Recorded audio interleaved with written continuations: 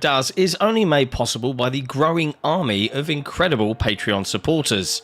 Our MVPs and executive producers are all incredible people, but even more so are our grand benefactors, Croat56, Assassin and Kevin S.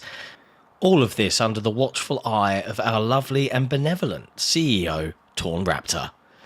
If you want to become part of one of the best communities on the internet, head to patreon.com/Xbox Era, where your patronage can help keep us alive for another month.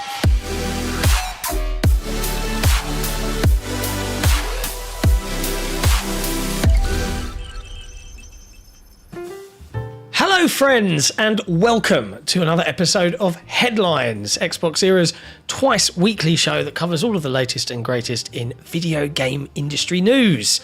In the spirit of that industry, we do talk about everything. So if you're an Xbot, a PlayStation pony or a Nintendo, you're fine here. Today's date is January 6th, 2026. Ooh. I'm your host, John, and joining me as always is Jesse. Hello. How you doing, bud? I'm ready to storm the Capitol in honor of it being January 6th. Oh, yeah, you guys did that whole crazy thing a while ago. Yeah. The whole crazy thing. You say you guys. At least nothing's gone crazy since then, right? It was a few hundred people, and they all got arrested, and then they all got pardoned. It all worked out fine, you know. It's all fine now. Not invading any countries or kidnapping any leaders of countries. It's fine. Let's not start off with all that shindig. We're here to talk about video games and not much else. But Patreon members should know that as a bonus for them, if you're an Xbox Era Patreon supporter, you get access to audio versions of these episodes, which are available to use in Patreon in your preferred podcast app. But if you're on Spotify, you can link your account and listen to it there instead. If you would like to support us directly, consider heading over to patreon.com/Xbox Era and pledge your support accordingly for 2026. Let's go. It's a good year. It's a big year. There's lots of stuff. Like, we've been deep in the weeds over the Christmas period, planning all of the surprises and exciting new shit that we have planned for you, lovely lot. It's good. There are too Plus many video games. Video games. There's a lot of video games. Like, just before we went live, I was just chatting to Jesse. We were going through our game request log where we were like, okay, here's all the stuff that we know about that we kind of definitely want to check out. And we have to kind of think who's going to do what. And obviously there are fans of certain genres that are like, me, I want to look at that. And then there are, there's a lot this year, right? Like, I'm halfway through adding stuff to it, and we've reached like 50 games. Mm-hmm. And of those 50, I'm like looking at the current list, and I'm like, I want to play about 35 of those. And that is unheard of. 2026, as much as 2025 was, in my opinion, a banging year for video games, top to bottom. Absolutely excellent stuff. Not the industry. The industry is in a terrible, dire state. Oh, yeah, everything it's sucks. all the developers being amazing more than the publishers or whatnot. Despite the turmoil, they are producing some excellent things to play, which we've thoroughly enjoyed. And next year looks, or this year, I should say now. God, I keep forgetting that. Yep. It's 2026 That was now. Jez on the weekend. Yeah, he did not and get... Nick's pedanticness, he could not let it go. That is Nick also to a T. If you missed Xbox Era podcast at the weekend... Anonymous with a 666. Welcome back, guys. Hope Sony breaks into Microsoft and steals Perfect Dark. Just like Trump, art imitates life. Oh, wait, this is a gaming podcast. That's right. I've none of that stuff there. Keep your politics out of video games, unless it's my politics. Although it was funny to see people realize that we write news about almost anything. We've been doing it for a long time, and then they post like, "Oh my God, they're shifting." It's like, man, we don't put it on social media because you guys can't handle it, but like we just write about anything. Yep. The only way to survive. Yep, it's a true story. That was Sherez. Thank you, Sherez. I figured. Oh, thanks, Sherez. We did have the best year ever. Yeah. Almost doubled. 2025. Which we had previously almost doubled. So good growth. Yeah. And it's all thanks to you guys. So like we're pretty happy over here. Pretty delighted with life. Big hello to everyone in the chat. Thanks for tuning in. Hope you're all doing well. Hope the new year is treating you well and that all good things are planned for you in the year ahead. And don't forget to hit that like button, as Love Big B Money Love 801 says in the chat. imaginative username, to say the least. Well, it's because a lot of times now it's just showing your actual username instead of the one you set, which is annoying. Yeah.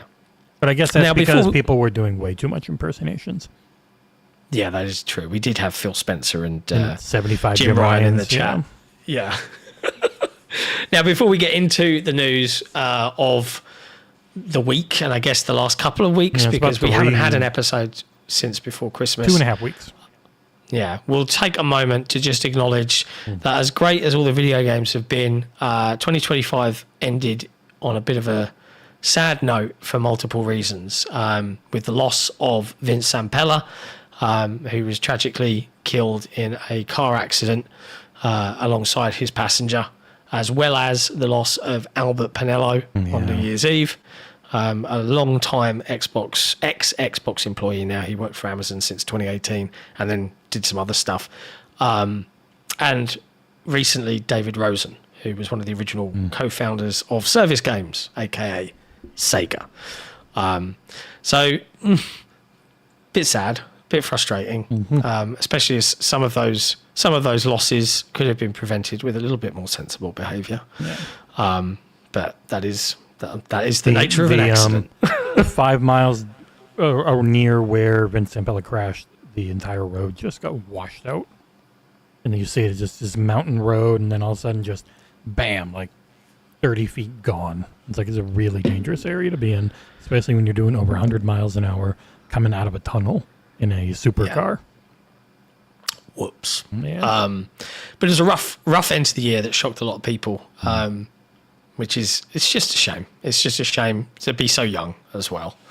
And obviously Albert leaves behind his wife and daughter, which is equally awful. So hearts go out to those guys.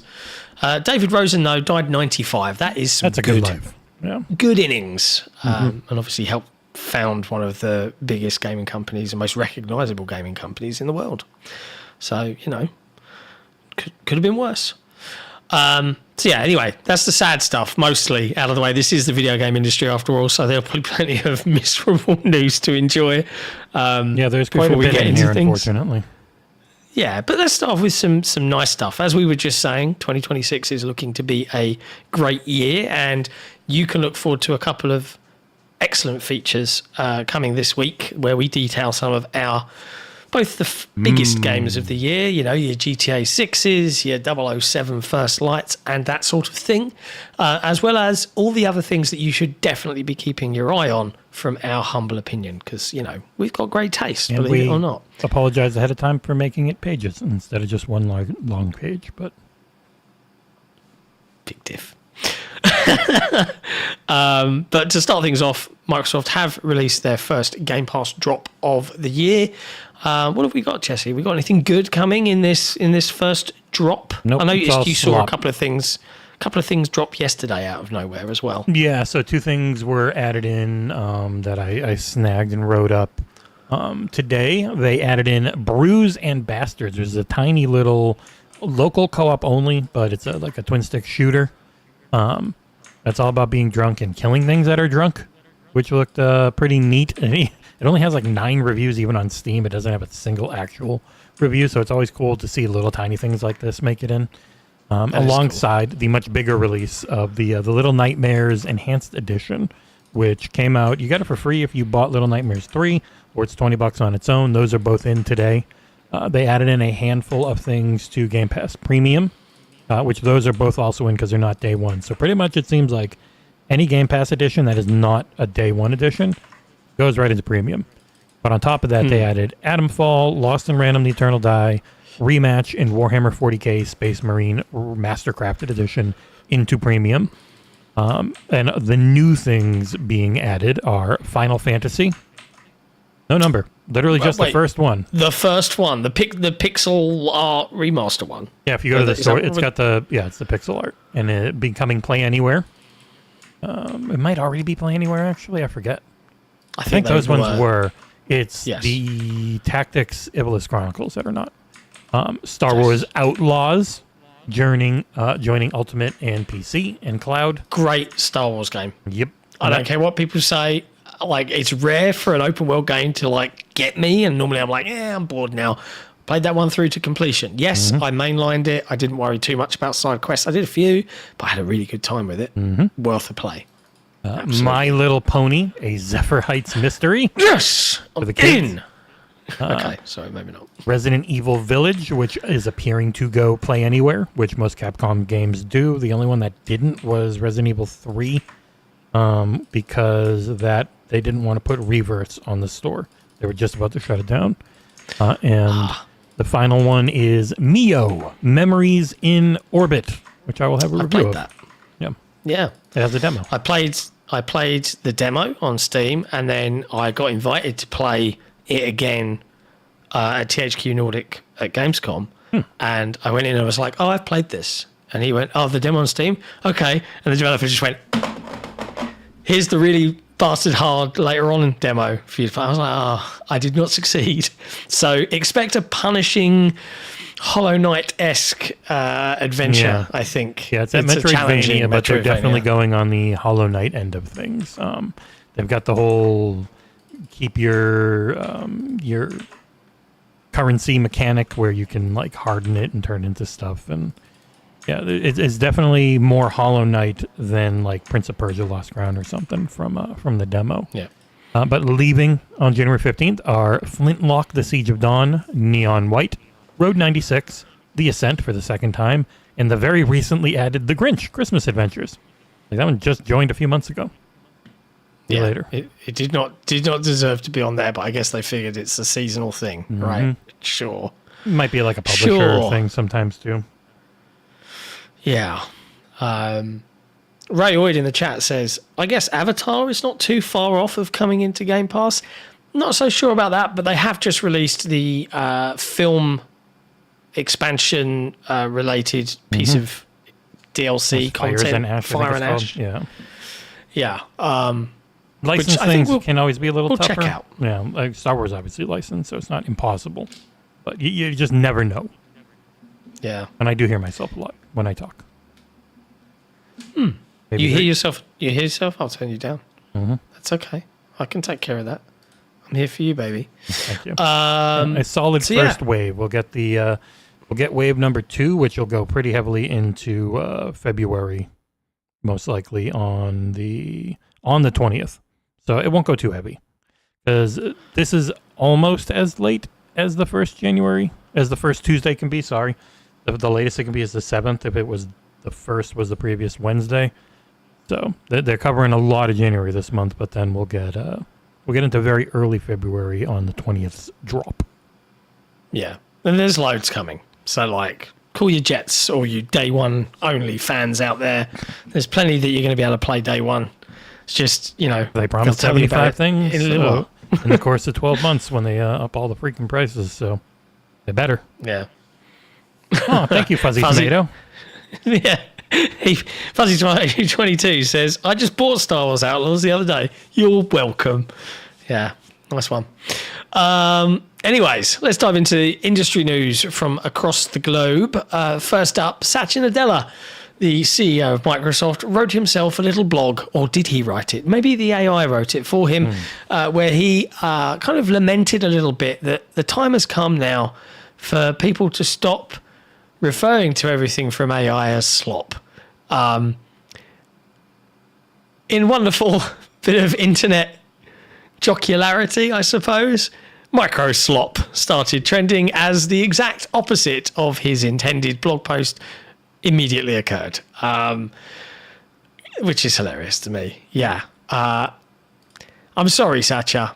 I'm sorry, anyone at Microsoft who wants this whole generative AI thing to consume our lives and the planet. I'm not like an AI hater. We've talked about this a ton on this show. It's the catch-all nature of it that is ruining it. Yeah, for people. Like, people hear AI and the majority of in video game sphere are like, I hate it, and they start whinging. There's plenty of great AI. We've been using AI in video games for ages. You say machine learning, people are like, oh, cool. You know what it's like? It's like Obamacare versus the Affordable Care Act. Medicaid. Yeah. The Affordable Care Act. Oh my God, that sounds amazing. Obamacare. Fucking what? Like, yeah. Yeah, it is. For that is a great American analogy. But I think, again, we've said this before, Satya and the AI overlords that are desperately trying to shoehorn AI and find a problem worth solving with it for the average consumer. Outside of cat memes and silly animated videos and slop, no one's interested. No one is interested, and it's doomed to fail, in my humble opinion. There'll be good uses for stuff like that in the future, but I don't see it. I don't see it from a consumer point of view. I'm sorry. I'm not with you on this. But it does make me laugh that microslop started trending. I think that's perfect reaction. But yeah, Happy New Year, Satya. Maybe don't fire anybody this month. Just throwing it out there. They are absolutely firing people this month. Just don't do it. According to Jez, it won't be a bunch of Xbox people, but it's January. They were going to fire people. Yeah, probably. In other news, Activision Blizzard, subsidiary of Microsoft, put out a media blog post about advertising and how gaming is its most powerful ecosystem for 2026. There's a lot of stuff in there, but the big thing that we're hearing, and I think Jess spoke a bit about this on the show as well at the weekend, was about seeing adverts in games, like in free-to-play games in particular, during lobbies, loading screens. Instead of the player tooltips, you'll see ads coming up. And there's all sorts of tidbits in this blog post where Activision Blizzard say that 40% of players, according to research, state that ads that are timed to not interrupt gameplay are a must-have. I can't imagine any player going, yes, we need those. That's a weirdly worded sentence, right? 54% of players prefer opt-in formats and 47% prefer non-disruptive placements that feel native. Cool. People are weird. But then as an additional here thing, it says why Microsoft's gaming ecosystem leads the market going into 2026. That was a spicy bit. Yeah, across King, Xbox, and Microsoft casual games, the foundation is simple. Reach, attention, emotional impact, and creative alignment. Together, they form the most complete advertising ecosystem in modern entertainment. I mean, this is selling stuff here. Mobile delivers unmatched daily reach and high-frequency touch points. I hate corporate speak. PC delivers credibility, premium perception, and long-session strategic engagement. Console delivers immersion, cultural relevance, and premium storytelling environments. Research shows that players engage daily across these platforms, with 70% of the gaming audience playing or watching games every day. In 2026, the most successful advertisers will activate across all three screens using formats that feel native to mindset and moment. The Microsoft gaming ecosystem is the leading offer that does this at scale, with premium inventory, brand-safe environments, a comprehensive cross-platform advertising approach, and the cultural relevance of some of the most beloved franchises in the world. Honestly, it makes me want to dry heave. I don't like it. I don't like it. I don't like reading it. I don't like seeing it. I didn't put it in there for you to read the whole thing. I was just laughing at. We are awesome. Aren't we the best? Yeah. Look how great we are. We make a ton of money. Don't they know that they're in third place from the console hardware sales perspective? You know who's in first place in reality? Nintendo. Tencent makes more. They make $80 billion a year. Like, they're insane. It was 60 or something. It was ridiculous. But yeah, that is a lot of money. It will be interesting, really, to see how everything is continually integrated, because they still have three distinct publishing arms, essentially, that use different PR companies and have different hierarchies and everything. They're pretty different to deal with. So, speaking of Xbox and all those sorts of things, they did announce in the first blog post of the year that Xbox Cloud Gaming is going to be coming to Hisense TVs and TCL Google TVs later on in 2026. So if you own a newer model of those brands, the likelihood is, just like with LG and Samsung, you'll be able to plug a pad into it and before you know it, your TV's an Xbox. Isn't Maybe life great? more and slowly rolled out to some older ones eventually. Yeah, You never know. I was getting annoyed with my older 4K LG TV, which I've got stuck up in my bedroom, which I mostly use for streaming stuff. But like, it's really poor at doing it because it's got a really crappy Wi-Fi chip in it, and it's really it's And like the this bad is thing, irritating. most TVs only have a 100 megabit LAN port. Yeah, They don't have a gig. So it's actually Yeah. way slower if you plug them in. It's more consistent, which is weird, but it's less slower. overall throughput. Yeah, so like annoying, especially when, especially on TV, the cloud streaming bitrate can go up to 20 or 30. So you need more than just that 100 down, which only give you 10. So Yep. Whew, man. But speaking of electronics, it's the most annoying week of the year where AI is thrown around more than average. Yeah, it's the Consumer Electronics Show. Yeah, Barely anything Here's for all these gaming, expensive stuff. But there's some cool stuff. Yeah, I've seen a few bits. What was the one thing I saw today on Twitter that I was like, ooh, I kind of want that, which was it's a Corsair keyboard with a Elgato Stream Deck Yeah, you get like, I think in the it might be numpad spot. 12 so they've got, essentially it's a keyboard and a Stream Deck, and they both run off separate software, but it's one hardware peripheral, and you got the knob so you can move things around as well, like changing volumes and stuff. Looks real neat. Probably going to cost an arm and a leg. NVIDIA's been showing off DLSS 4.5 with their up to 6 times frame gen and better resolution. It does look a lot better, especially on performance in the supported games. But the big thing about it that is good is dynamic frame gen, which is I have 120 hertz or 144 hertz monitor. I set my dynamic frame gen, and it only makes fake frames to get to 144. The max of my display. Yeah, Yeah, that's a lot less. that's smarter. So it's still latency, like it was 50 compared to 20. But yeah, always getting better. That's good. That is tied to 50 series GPUs, though.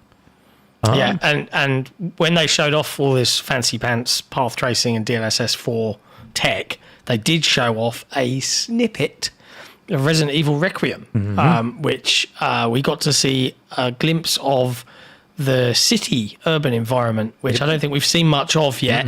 And they did the whole RTX on, RTX off. Here's the frame gen, but it looks like there's gameplay there. And Dusk Golem, who regularly leaks Capcom Resident Evil type stuff, had shared previously that they were incorporating open level areas, like bigger than the usual kind of thing, with vehicles to travel around in, which would be a first for Resident Evil, right? Correct me if I'm wrong. I'm not an expert I think RE. so. Yeah, they've almost always just been third person. Or, of course, man, every single time I do anything with this goddamn OBS and unplug anything, it just falls apart. There we go. There's your Resident Evil with everything off and on. It looks nice. It's a very pretty game, which is helped a lot by RE Engine being good at smaller scale stuff. The main issue RE Engine has been in things like I love it's like 300 FPS. Nobody fucking needs 300 FPS in this.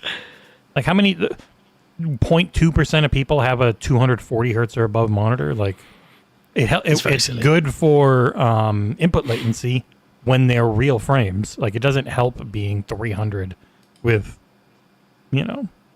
frame gen on, but it looks real good. It's real pretty.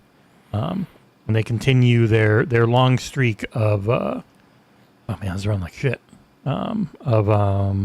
Because I've still got all the friggin' Christmas things on in this. Oops.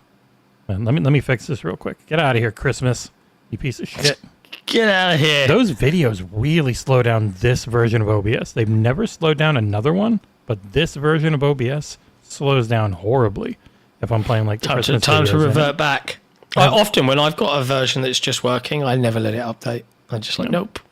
Well, No because updates there for was some fixes for issues that a previous version had in here. But yeah, CES has been going on, Ray. It's always like right at the start of the year in Vegas. Yeah. Requiem looks great. Yeah. I really hope we're on the list for it because Didn't get to do the preview at Gamescom, and they flat out told me, no, we're not there. And then I was there, and I knew they were there because other people had told me that they had appointments for it. And then I saw their giant booth in the business section, and I was like, oh, cool, thanks. Yeah. Other things that are noteworthy that we've seen come out of CES, we've seen a true dual screen laptop from Asus. Yeah. And it is your laptop screen here, and then another laptop screen on top of it. It's real dumb. Nuts. Love it. Yep, that is the Zephyrus Duo. Yep, it's like a ZenBook, but for gaming. That's cool. What else did we see? We saw Intel announce their Panther Lake stuff, their new chipsets, and they've claimed, at least according to this tweet by Tom Warren, that they will be launching an entire handheld gaming platform with these chipsets later this year. They put up Tom Warren shared an image where it's like handhelds unleashed, and we've got Acer, Compal, MSI, 1X Player, Pegatron. It's an unfortunate company name. Wistron, GPD, and Microsoft. So interesting. I wonder how many OEM style things we're going to start see appearing in the handheld space. We've already seen a number of them from different manufacturers, but is that just going to go crazy now as more and more chipset manufacturers kind of lean into this? The ergonomics on that handheld in the picture are really weird. Yeah. That's probably just a mock-up and not a real thing, but that looks wrong. Yeah, it looks bad.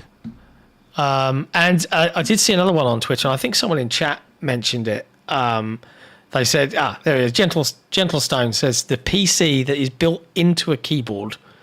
So it's got the guts of like a Raspberry Pi style PC inside a keyboard. So you just carry the keyboard and you've got because I know Lego showed off cool. a PC inside a Lego brick to power things inside of Lego, like noises and propellers and screens and stuff, which is neat as shit.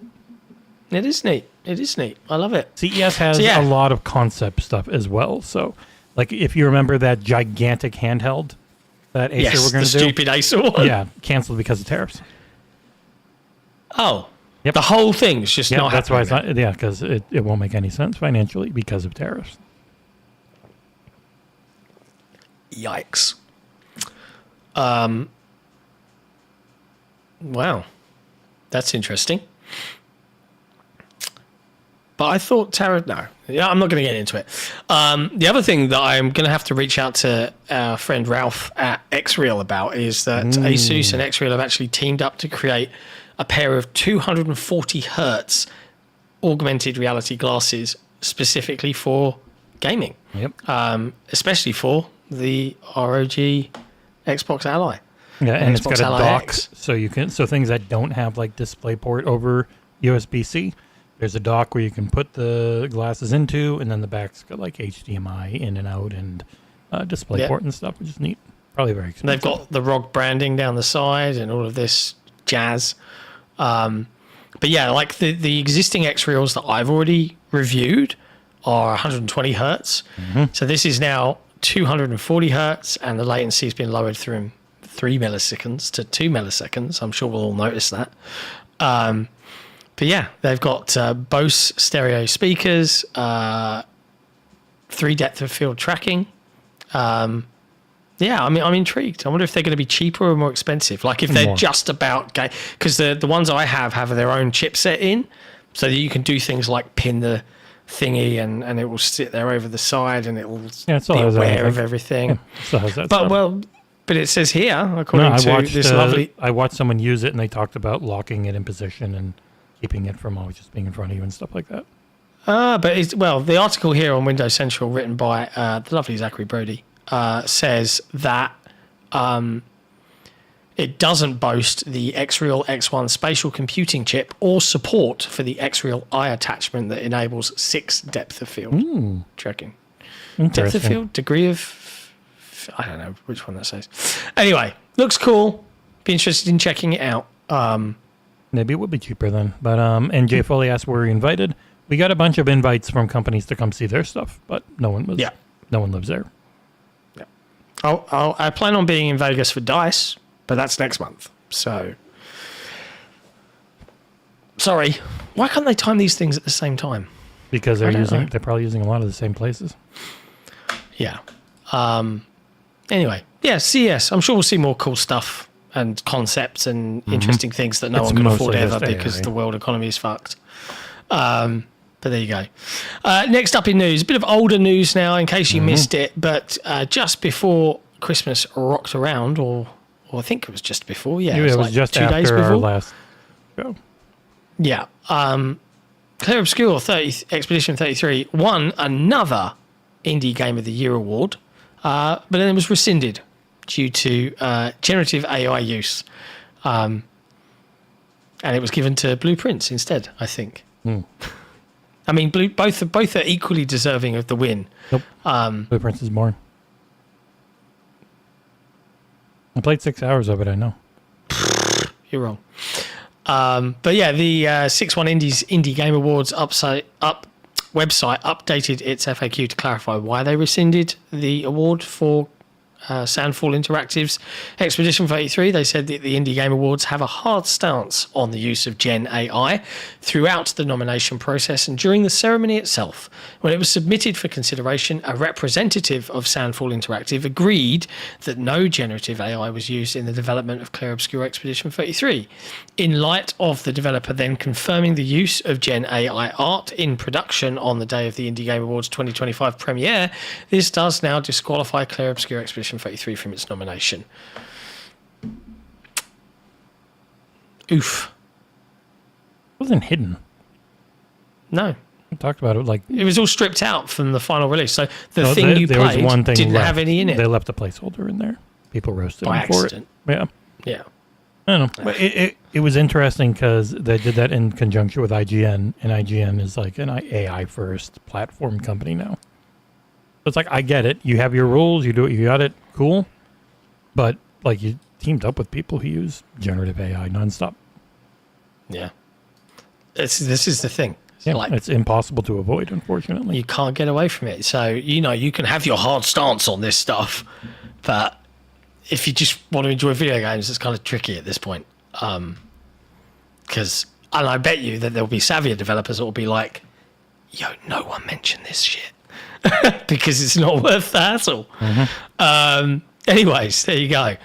Next up in news, GOG was sold. But it's okay. Games. It was sold back to its original co-founder. CD Projekt Red have sold it off to original co-founder of GOG. And CD Projekt Red, Mikhail Kaczynski. Which is cool. They dropped a surprise blog post on December 29th where they advised, hey, what's happening? Why is this happening? And yeah, that's what's happening.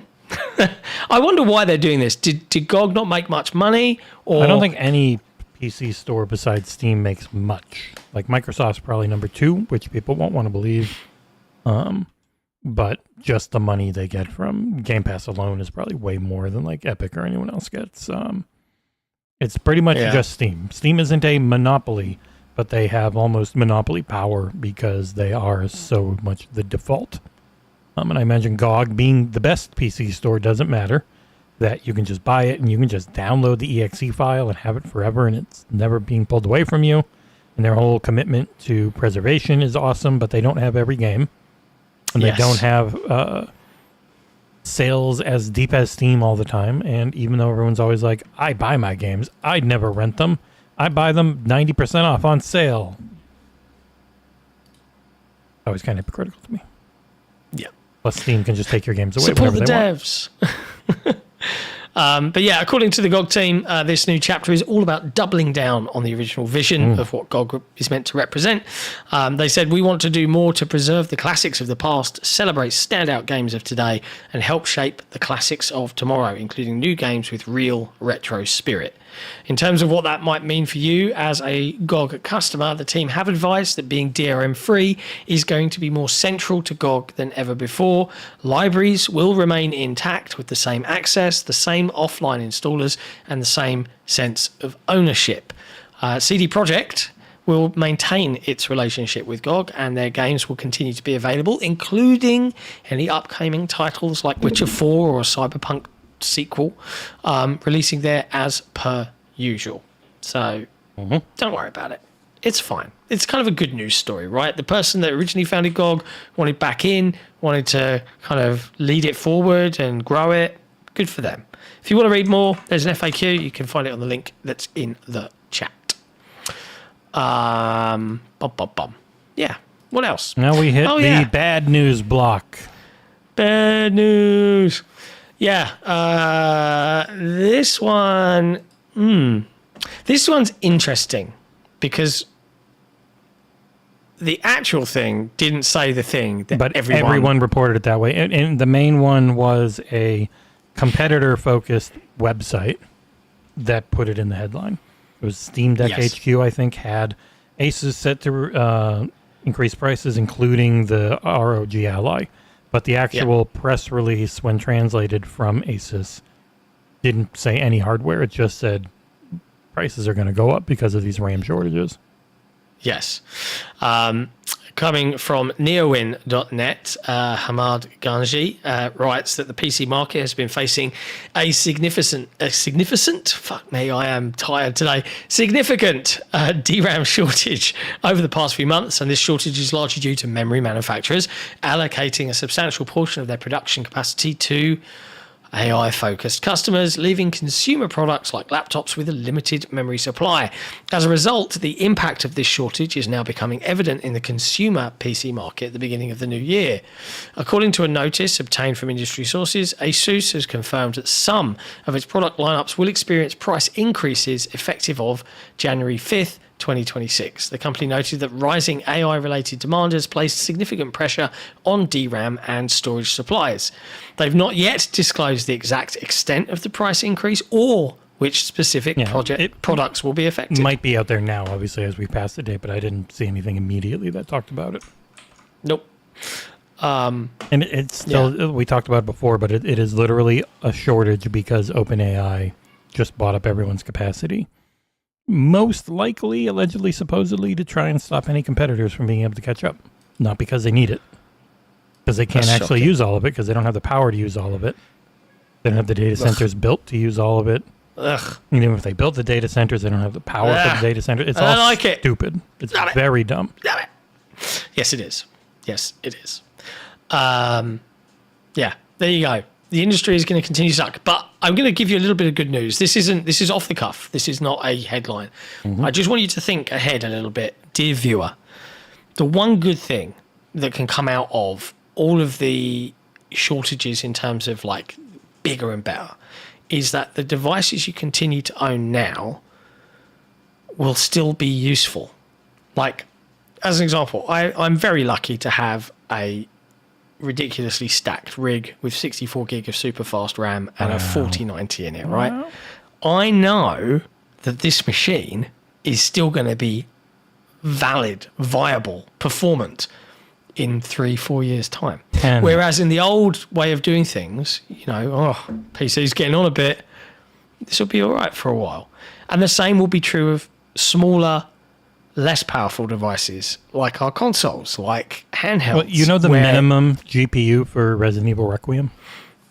I'm going to guess it's going to be like a 1080 1660 Ti. That's incredibly old. Yeah, and recommended as a 2060. That's still really old. Most games you can run at 1080p, even with upscaling or whatever, for a decade with any decent unit. Nowadays. And this is the thing, it will force developers to optimize and to target, and just be more performant. And again, I would say that Microsoft Series S bet is paying dividends here. I do wish that in some way that Microsoft would try and be a little bit competitive from a hardware perspective and maybe reskin, rebundle, redesign, shrink it down even better. If they could make it cheaper, I'm sure they would. You could still be selling these fucking things. Anything you cut down now probably just gets ruined by the increased cost of RAM and SSDs.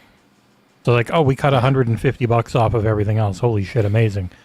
And our RAM costs $150, and our RAM and SSD eat all of that, or we cut $100 off the cost. Because it was still none of these machines are at being sold below cost, or they're not making money on the hardware. It's only ever Nintendo that does that. PlayStation and Xboxes are still being sold at a loss, but the PlayStation did hit the everything. We're making enough money from every customer where we're not losing money on hardware at all. Even though we are losing it on the initial sale, we make it back in software enough. But that era of subsidization is just kind of gone now. It seems it's not a thing anymore. Expect the next Xbox to be boutique. Expect the next everything. Yeah, everything's boutique for a while. We fancy now over in gaming land. We fancy the only way they're going to keep it mass market is you're just going to have a lot less RAM. Like you're going to have 4 gigabyte phones again and shit. Yeah. Oof. And they're bringing back the 3060. Yeah, apparently there are red rumors that the 3060 is going to be re-released. Mm-hmm. Okay, fine. NVIDIA are done making consumer GPUs for a while. It's all AI now. Yay. Anyway, in other news, 007 First Light, which was going to be one of the first big AAA games of the year, has been delayed, but not by much, just a couple of months to May 27th, 2026, which was the day after GTA 6's original release date before it got pushed to November of this year. So, yeah, we'll be waiting a little while longer, but I'm fine with this because more time in the oven is good for these sorts of things, right? Like, this is good news. Take your time. Interactive. Especially their games are big sandbox simulation, which means lots can break. It's very much the issue that Bethesda games run into where they don't fake anything for the most part. I'm sure there are always shortcuts and things done, but when you're running those sandboxes, things can explode real big, and so you need a lot of time to polish it. So I'm sure it will be time well spent. I really like IO Interactive. Their games are Looking awesome. Forward to this. Hitman's one of my favorite. The Hitman World of Assassination collection, those 3 games and all their content are about as good as it got last gen. If I was to do a serious review of it, it would probably be a 10. It's genuinely a great package. Yeah, There's $60 so much content. and you can have like 5,000 hours of constantly new feeling content. Even if you're redoing missions in the same maps, they change shit up so much. There's so many maps. There's so much to do. You can play it as a shooter. You can play it as the ultimate stealth. You can make it easy. You can make it hard. You can hop into VR and everything. If you have any type of PC headset, their games are cool as shit. I'm looking forward to it.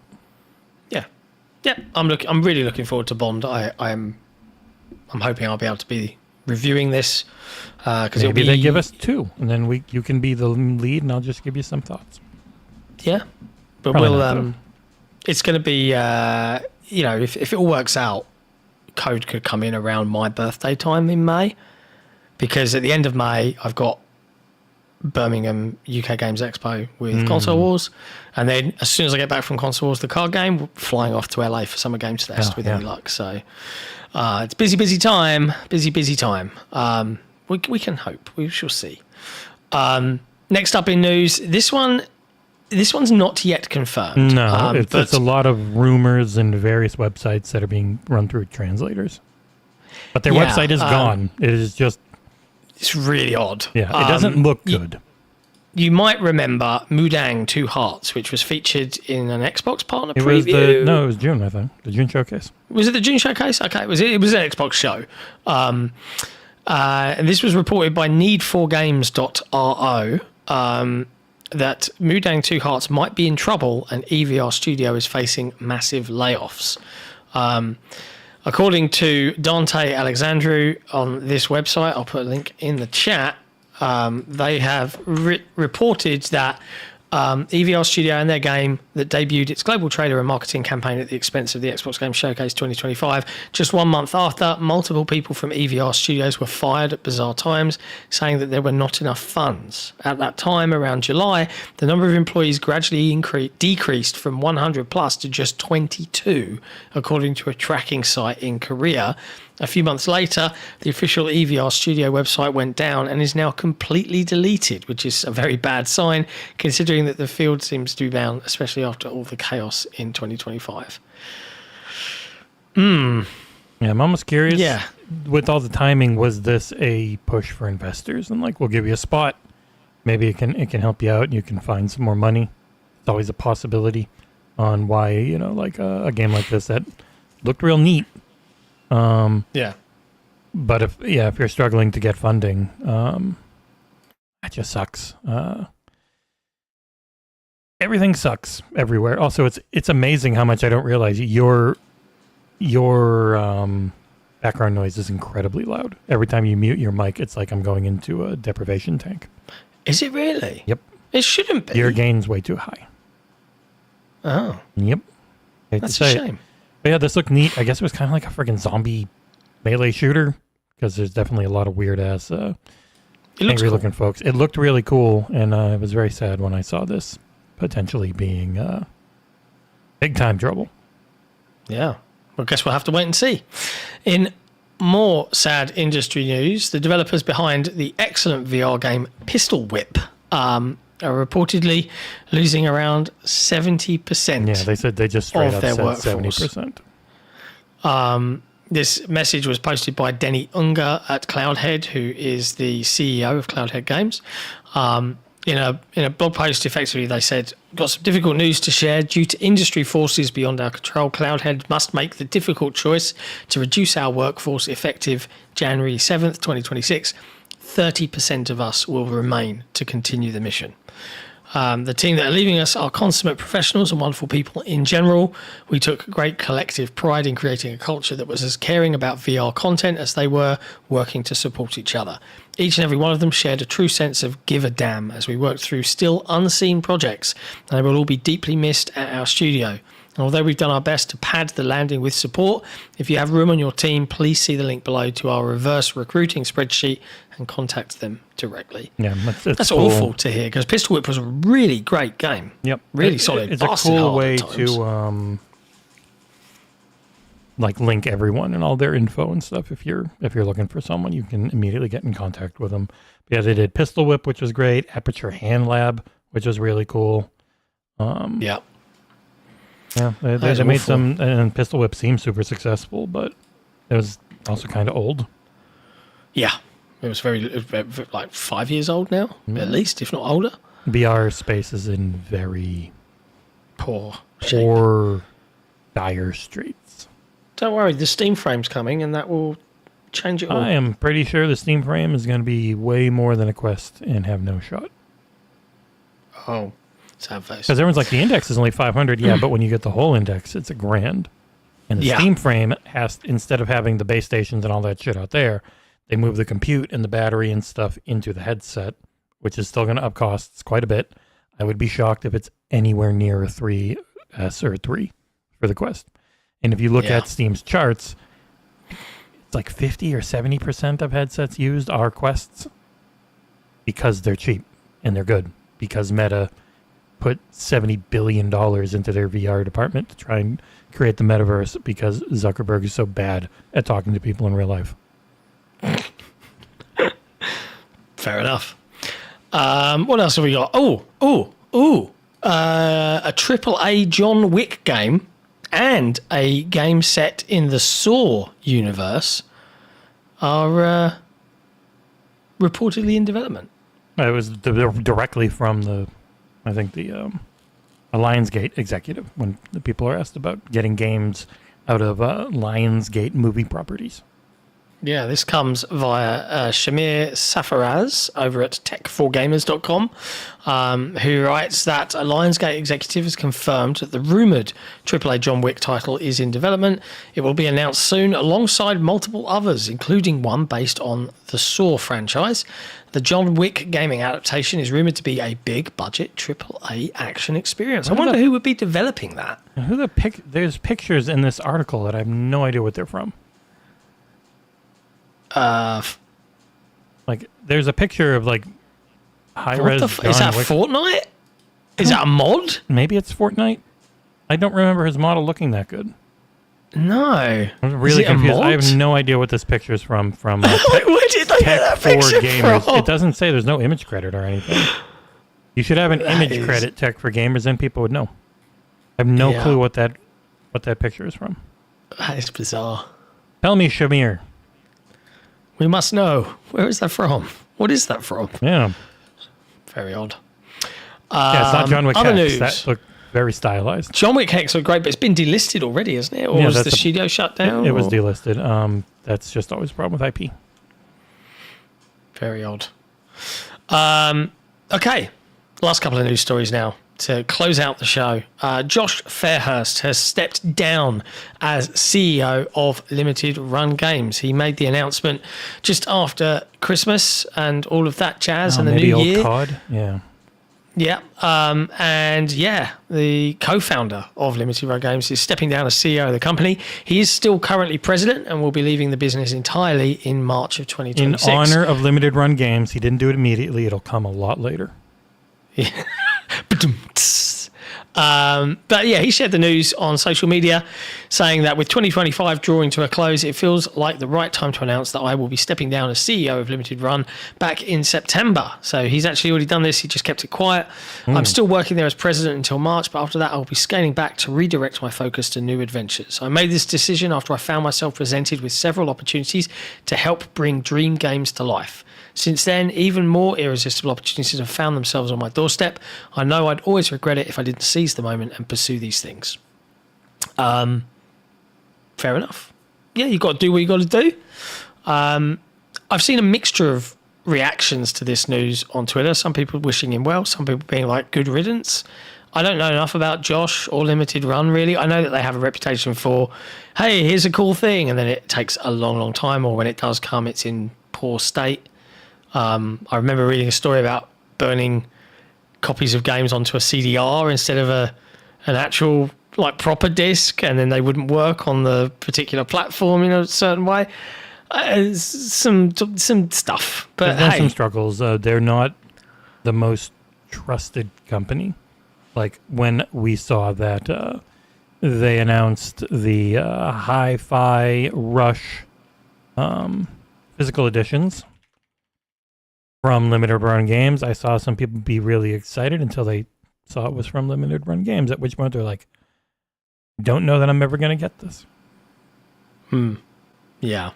But in other Limited Run news, an old Limited Run Games release has apparently given... Oh, yeah. Yeah, that one. Yeah, apparently given the ROM keys to PlayStation 5, meaning that Sony now faces an unpatchable jailbreak threat because of that. Yeah, this comes from hothardware.com, saying, Chris Harper here writing that the PlayStation 5 has essentially been cracked just in time for 2026, and it would appear that short of releasing a new hardware revision, there's not much that Sony can do about it. This is because PlayStation 5 hackers have found the boot ROM level 0 keys for the PlayStation 5, which enables decryption of the bootloader, and from there allows hackers to control what software can run on the machine. How that happened is apparently due to a Limited Run game. Is that right? Star Wars something racer. I forget the name. Is that the one that suddenly rocked up in price? It jumped up 1,000% on eBay because of it. Jeez. Yeah, it was a Star Wars racer PS5 hack. It was, oh man, just put the actual name of the game in your headline, you a-holes. I know why they do it, because now I have to click in, and they get to click. Star Wars Racer Revenge was the game. Wow. I think it was a PS2, and then they made a limited run for PS4 and 5, and I think it was for PS4. It's weird. It's kind of crazy. Yeah. Crazy how these things happen, and it still hasn't happened to Xbox One and on, from what I know. Like there's some work on it, but they've never been cracked like the 360 was. No. To that extent. But in good news, Limited Run Games have teamed up with Crafton to produce a Hi-Fi Rush physical release for both PlayStation and Xbox. So if you're a big Hi-Fi Rush fan, go. Maybe at some point in the future you'll get that. Yeah, that's exciting. Let's end on a high note, shall we? The excellent Dispatch from Ad Hoc Studios has sold 3 million copies. That is according to Ad Hoc themselves, who shared a kind of Dispatch wrapped video on social media, sharing a bunch of stats from the game, like in terms of how many people had played and how many people had accepted new teammates and things like that. And there were spoilers in there, so I'm already resenting having to click this. But it's been sold over 3 million copies. It's coming to Switch 2. Still no Xbox version announced as of yet. But as someone who's been playing through it on PC, don't worry, patrons. Episode 4 of me and Kat playing through Dispatch is coming this week. I really hope that it comes to Xbox sooner rather than later, because Xbox gamers would love this. It's really solid, fun. It is Twilight for dudes. That's a great way of putting it. It is. No, somebody. So there was someone on Blue Sky. I feel bad. I can't remember her name, but she was watching. I think her boyfriend played or something, or someone was talking to her about it. She's like, "That just sounds like Twilight, but for guys." Because one main central character that then has multiple characters of the opposite sex who are amazing that just fawn over them nonstop, even though they're not special, but maybe they are. Yeah. Sounds cool. Yeah, it's very cool. All right. That's it. That's it, pretty much. I mean, there's more news out there, but, if you want to read it, go head over to xboxera.com, where we'll post the latest and greatest from across the industry as and when we get our hands on it. We will be back every week, twice a week on Thursday. Tuesdays and Thursdays is when you can tune in for headlines. We've got an action-packed year ahead, and we are really, really looking forward to filling you in on all the latest games, getting some cool reviews under your eyeballs, and heading out to some cool events. And it's only made possible by the people that support us directly. So we thank each and every one of you for your support throughout 2025 and your continued support in 2026. We have some seriously cool stuff coming. Can't wait to talk about it more next month. Until then, though, you know the drill. Go play some video games. There's loads of cool stuff out there. We'll see you again on Thursday. And until then, ciao for now. Bye-bye.